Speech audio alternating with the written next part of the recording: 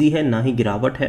पिछले एक महीने का ग्राफ काफ़ी इंटरेस्टिंग है। तेज़ी एक झटके में आई थी, 48 से 55 रुपीज़ पे गया, फिर थोड़ा सा करेक्शन दिखा, फिर वापस से तेज़ी आ गई, फिर वापस 55 पे गया।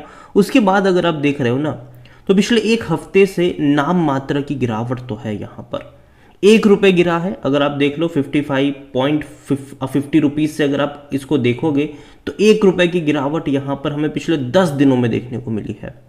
लेकिन बहुत ही मिनिमम तरीके से गिर रहा है, बहुत ही मिनिमम, 3 पैसा, 5 पैसा, 10 पैसा डेली, वैसे यहाँ पर यह गिरता हुआ नजर आ रहा है। बात करेंगे वीडियो में कि एक ब्रोकरेज हाउस ने काफ़ी अच्छी कमेंट्री यहाँ पर करी है, उसके अलावा कहाँ पर सपोर्ट है, कहाँ रेजिस्टेंस है, उसको लेकर चर्चा करेंगे। लेकिन उससे पहले अगर आपने अभी तक चैनल को सब्सक्राइब नहीं किया है तो प्लीज़ अभी इसे सब्सक्राइब कर लीजिए, क्योंकि आगे भी बहुत सारे वीडियोस हैं जो आपको काफ़ी ज़्यादा हेल्प करेंगे। तो 54 रुपीज़ का शेयर, तकरीबन 10% की तेज़ी है। एक महीने में, एक साल की बात करोगे तो भैया अच्छी रफ्तार है, 200% का ग्रोथ है। इससे पहले भी अगर आप देखो तो बड़ी रफ्तार आई थी यहाँ पर, फिर कंसोलिडेट किया, फिर बड़ी रफ्तार आई थी, फिर गिरावट के साथ कंसोलिडेट करा था। ये 35 रुपये पर गया था और तब मैंने वीडियो बनाकर कहा भी था कि 40 रुपये के नीचे अगर मिलता है सुज़लॉन, अच्छी बात है, मौके बनेंगे खरीदारी के। और वो लंबे समय तक रहा भी था, कई बार मौके बने भी थे। उसके बाद जैसे ही 50 रुपये का लेवल तोड़ा इसने, 55 रुपये का लेवल फौरन इसने दिखा दिया और अब थोड़ा बहुत कंसोलिडेट इस लेवल के आसपास कर रहा है। कहीं ना कहीं जो 50 रुपये का पहले रेजिस्टेंस हुआ करता था, अब वो सपोर्ट के तौर पर यहाँ पर काम करना चाहिए। अब वो लेवल इंपॉर्टेंट है, 50 रुपये का लेवल यहाँ पर सपोर्ट के तौर पर काम कर रहा है, इनिशियल सपोर्ट के तौर पर। देखना है कि वो इंटैक्ट रह पाता है कि नहीं। और कंपनी देखो एक टाइम पे ना पेनी स्टॉक हुआ करती थी, कोविड के टाइम पर 2-3 रुपये का ये शेयर हुआ करता था। और तब मैंने स्विंग ट्रेड की बात में यहाँ पर करता था, मैं कहता था कि लॉन्ग टर्म का ये खिलाड़ी है ही नहीं, क्योंकि इससे पहले भी 2 बार इन्होंने अपने डेट को रिस्ट्रक्चर करने की कोशिश करी थी, लेकिन कुछ खास हुआ नहीं था। लेकिन जैसे ही तीसरी बार इन्होंने अपने डेट को रिस्ट्रक्चर करा, पैसा रेज करा, कई सारे ऑर्डर मिल रहे थे और तभी 14-15 के आसपास चला गया था। और तब मैंने कहा था कि यहाँ पर अब लॉन्ग टर्म का दाव खेलना चाहिए, शॉर्ट टर्म का नहीं। लॉन्ग टर्म के लिहाज से है तो बने रहो, कोई दिक्कत की बात नहीं है। और अभी भी मेरा वही रवैया है कि लॉन्ग टर्म के लिहाज से मुझे ये कंपनी खराब नहीं लगती है। शॉर्ट टर्म में अभी भी थोड़े बहुत अप्स एंड डाउन्स आपको यहाँ पर देखने को मिल सकते हैं। जहाँ तक वॉल्यूम्स की बात करें, बाजार जस्ट अभी खुला है और 80 लाख के आसपास के शेयर्स यहाँ पर ट्रेड ऑलरेडी हो चुके हैं। जो इसका मार्केट कैप है वो तकरीबन 74,000 करोड़ पहुंच चुका है, काफ़ी बड़ा इसका मार्केट कैप अब जा चुका है।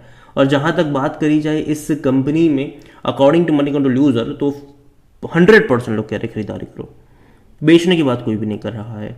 और कहीं ना कहीं जो रेजिस्टेंस वाला लेवल है वो 55 रुपये का है यहाँ पर। अगर उसको तोड़ेगा तो 60 रुपये के इमीडिएट लेवल आपको यहाँ पर देखने को मिलेंगे। लेकिन अगर नहीं तोड़ पाता है तो वापस 50 रुपये का जो सपोर्ट वाला लेवल है, देखते कि वहाँ पर टिक पाता है कि नहीं। और जहाँ तक बात करी जाए इस कंपनी के डिविडेंड को लेकर, तो हालांकि ये पे नहीं कर रहा है, लेकिन जब रिसेंट इंटरव्यूज़ में इनसे पूछा गया था कि वह डिविडेंड पे करने के बारे में आपका क्या ख्याल है, तो कंपनी के मैनेजमेंट की तरफ से ये जवाब भी आया था कि लोगों को डिविडेंड अच्छा लगता है और हम इस बात को जानते हैं, हम धीरे धीरे वो भी पे आउट करना शुरू करेंगे। ये उनकी तरफ से स्टेटमेंट आया था। लेकिन अभी वो एक्सपांशन की तरफ फोकस कर रहे हैं, लेकिन धीरे धीरे डिविडेंड की तरफ भी वो जाना शुरू करेंगे, क्योंकि अच्छा खासा मुनाफा तो कमा रहे हैं ये। और जहाँ तक बात करें इनके रेवेन्यू को लेकर, तो तेज़ी है और सबसे अच्छी रफ्तार मैं कहूँगा प्रॉफिट्स में। हालांकि 2024 में प्रॉफिट थोड़ा सा कम देखने को मिला, लेकिन एक्चुअली में अगर आप देखो तो 2023 में जो इतना बड़ा प्रॉफिट दिख रहा था वो एक क्वार्टर में 1 टाइम प्रॉफिट आया था। लेकिन अब धीरे धीरे इनका प्रॉफिट स्टेबल हो रहा है, इंक्रीज हो रहा है, जो कि अच्छी बात है। और जहाँ तक रिसेंट कमेंट्री की बात करी जाए तो देखिए, सुज़लॉन आज से 2008 में देखो तो भैया इसने मतलब ये स्प्लिट भी हुआ था, ठीक है। और सुज़लॉन ने अब तक 4 बार डिविडेंड की भी बात करी हुई है, देखते हैं कि दे भी पाता है कि नहीं। लेकिन ब्रोकरेज हाउसेज एक चॉइस ब्रोकिंग, उनका यहाँ पर बाई कॉल है और उनका ये कहना है कि 52 रुपीज़ के आसपास खरीदारी के मौके बन रहे हैं, 49 रुपीज़ के स्टॉप लॉस के साथ। और उनको लगता है कि आने वाले टाइम में ये शेयर 63 से 65 रुपीज़ तक जाने का दमखम रखता है। ये चॉइस ब्रोकिंग का कहना है, मेरा नहीं, ठीक है। ये मेरा नहीं कहना है, ये उनका कहना है। और जहाँ तक बात करिए तो हाँ, पिछले कुछ टाइम में खरीदारी हुई है, एफआईएस की तरफ से बड़ी खरीदारी हुई है, आगे बात करेंगे उसके बारे में। और जहाँ तक वैल्यूएशन की बात करें तो देखो यार, महंगा तो है ये, 112 का इसका पी रेशियो है, सेक्टर पी 54 का है। महंगा है ये, लेकिन मार्केट इस चीज़ को जानता है, फैक्टरिंग कर रहा है कि अब तक कंपनी डेट से जूझ रही थी, तो बहुत सारा पैसा इनका डेट को चुकाने में जा रहा था, तो प्रॉफिटेबल हो नहीं पा रहे थे। लेकिन अब ये ऑलमोस्ट डेट फ्री हो चुकी है। इसका साफ साफ मतलब यही बनता है कि आने वाले क्वार्टर में जो पैसा बचेगा, जो अब तक लोन में जा रहा था वो नहीं जाएगा, तो वो प्रॉफिट में दिखेगा, जिसके चलते तेज़ी है यहाँ पर। और रेवेन्यू भी बढ़ते आपको नज़र आ सकते हैं, क्योंकि पिछले कुछ क्वार्टर में इनको बड़े प्रोजेक्ट मिलते भी नज़र आए हैं बड़ी बड़ी कंपनियों से। तो ये एक अच्छी बात है इनके लिए, और यही वजह है कि 100% एनालिस्ट खरीदारी की बात कर रहे हैं, तब जब इसका पी रेशियो 112 का है। और जहाँ तक फिनेंशियल्स भी देखोगे तो आपको साफ पता चलेगा कि रेवेन्यू में बहुत बड़ी तेज़ी आई है। 2200 करोड़ का रेवेन्यू रहा था, जबकि इससे पहले के क्वार्टर में 1300-1500 करोड़ के आसपास के रेवेन्यू थे। हालांकि ये रेवेन्यू भी कम है, क्योंकि जो ब्रोकरेज हाउस की रिपोर्ट्स थी वो सजेस्ट कर रही थी कि तकरीबन 2500 करोड़ से भी ज़्यादा का रेवेन्यू कंपनी कमाएगी, जो कि नहीं कमाया इसने।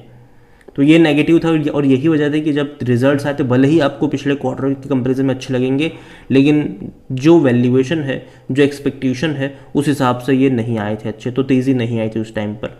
इवन प्रॉफिट 250 करोड़ के आसपास करा, जबकि ब्रोकरेजेस एक्सपेक्ट कर रहे थे 300 से 350 करोड़ का प्रॉफिट, जो कि अगेन वो नहीं आया। और उम्मीद करते हैं कि आने वाले क्वार्टर के नंबर और अच्छे होंगे यहाँ पर। जैसे रिजल्ट्स आएंगे बात करेंगे उसके बारे में, तो चैनल को सब्सक्राइब करना भूलिएगा नहीं, और बेल आइकन को प्रेस जरूर कर लीजिएगा। जहाँ तक शेयर होल्डिंग के बारे में अगर हम बात करें, तो देखिए प्रमोटर की होल्डिंग वैसे भी कम है, 13.29% की होल्डिंग है। देखते हैं कि जून क्वार्टर में जब अपडेट आएगा तो प्रमोटर खरीदारी करते हैं कि नहीं, या फिर इंस्टीट्यूशन का क्या यहाँ पर कॉल नजर आता है। जनरली जून क्वार्टर में म्यूचुअल फंड्स ने बड़ी खरीदारी करी हुई है, क्योंकि मई महीने में तो म्यूचुअल फंड ने खरीदारी करी हुई थी, इवन जून महीने में भी करी हुई है। तो पूरे क्वार्टर का जब अपडेट आएगा शेयर होल्डिंग पैटर्न, तब देखना इंटरेस्टिंग होगा कि म्यूचुअल फंड्स ने कितना खरीदारी करा हुआ है, और उसमें भी बिग वाली किसने करी थी वो देखना इंटरेस्टिंग है। यहाँ पर रिटेल वाले हैं या फिर अदर पार्टीज या फिर एफआईज, क्योंकि एफआईज पिछले कुछ टाइम से लगातार खरीद रहे हैं, अपनी होल्डिंग डबल कर चुके हैं 2 ही क्वार्टर में, ऑलमोस्ट डबल कर चुके हैं एफआईज वाले। तो देखना ये भी इंटरेस्टिंग होगा कि एफआईज की शेयर होल्डिंग कितनी हो जाती है, कम होती है, ज़्यादा होती है आने वाले क्वार्टर में। इवन डोमेस्टिक वालों की कितनी थी वो भी देखना इंटरेस्टिंग है। यहाँ पर रिटेल और अदर की मिलाकर 60.85% की होल्डिंग है, जिनमें से रिटेल इन्वेस्टर 25.93% की होल्डिंग लेकर बैठे हैं, और जो अदर पार्टीज है वो 34.91% का स्टेक उनके पास है। देखिए ओवरऑल अगर मैं सुज़लॉन के बारे में देखूँ, तो अगेन मैं कहूँगा कि लॉन्ग टर्म के लिहाज से मुझे कंपनी खराब नहीं लगती है। क्यों? क्योंकि पहले देखो कंपनी में बहुत सारी दिक्कतें थी, वो सारी दिक्कतों से बाहर आ चुके हैं। और दूसरी बात ये भी है कि जितनी भी पावर कंपनीज है वो लगातार अपनी कैपेसिटीज़ को बढ़ाने वाले हैं आने वाले टाइम में, क्योंकि पावर डिमांड बढ़ने ही वाली है इलेक्ट्रिक व्हीकल्स के चलते। और कहीं ना कहीं पावर कंपनीज अपनी डिमांड सोलार में तो बढ़ा ही रहे, लेकिन साथ ही साथ विंड की तरफ भी जाने वाले हैं, तो उसका फ़ायदा इस कंपनी को मिलेगा। और दूसरी 2 बड़ी अपडेट्स जो पिछले कुछ महीनों में आई थी, सबसे पहली अपडेट तो यही थी कि जो इनका सबसे बड़ा कॉम्पिटिटर था, हालांकि आइनॉक्स विंड तो है, लेकिन उसके अलावा एक और बड़ा कॉम्पिटिटर इनका जो था सीमेंस, वो इंडिया से एग्जिट कर चुका है। तो उसका सीधा मतलब यह है कि वो जो प्रोजेक्ट्स वगैरह होंगे जो फ्यूचर में जो मतलब उनको मिल रहे थे, उनको मिलने वाले थे, अब वो धीरे धीरे डाइवर्ट हो गए सुज़लॉन और आइनॉक्स विंड की तरफ, जो कि अच्छी बात होगी उनके लिए। और दूसरी बात यह है मर्जर, बहुत जल्दी मर्जर होने वाला है।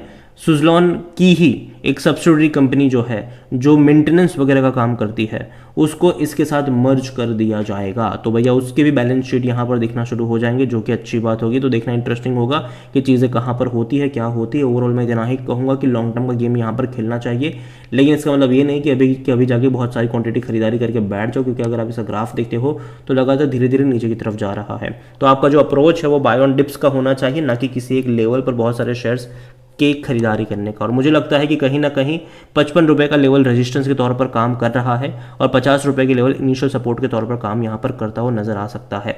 अगेन ये मेरा पर्सनल ओपिनियन है, कोई भी इन्वेस्टमेंट एडवाइस नहीं। वीडियो को यहीं पे एंड करता हूँ। पसंद है हो तो लाइक करो, शेयर करो, चैनल पर पहली बार है तो प्लीज सब्सक्राइब करें। और सुज़लॉन एनर्जी